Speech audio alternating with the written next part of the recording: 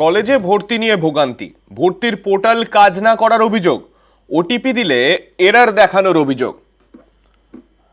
Help desk খোলা হলেও এখনো পর্যন্ত কোনো রকম সুরাহা হয়নি বলে অভিযোগ।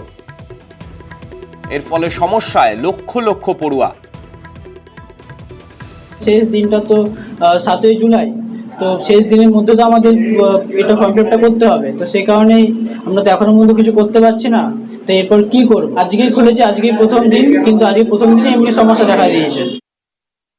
এখনো পর্যন্ত একটা ছেলেও রেজিস্ট্রেশন করতে পারেনি। শুধুমাত্র এখানে না, আমাদের গোটা জেলাতে 19টা জায়গাতে যে হেল্প ডেস্ক চলছে, সব জায়গাতে একই পরিণতি। SMS আকারে যে ওটিপি আসছে, সেই ওটিপি কে যখন সেখানে দেওয়া হচ্ছে, ইনপুট করা হচ্ছে, ইনভ্যালিড বলা হচ্ছে।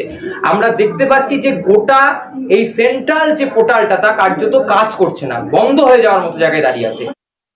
সকালের দিকে একটু সার্ভার স্লো হওয়ার কথা বলছিল সবাই।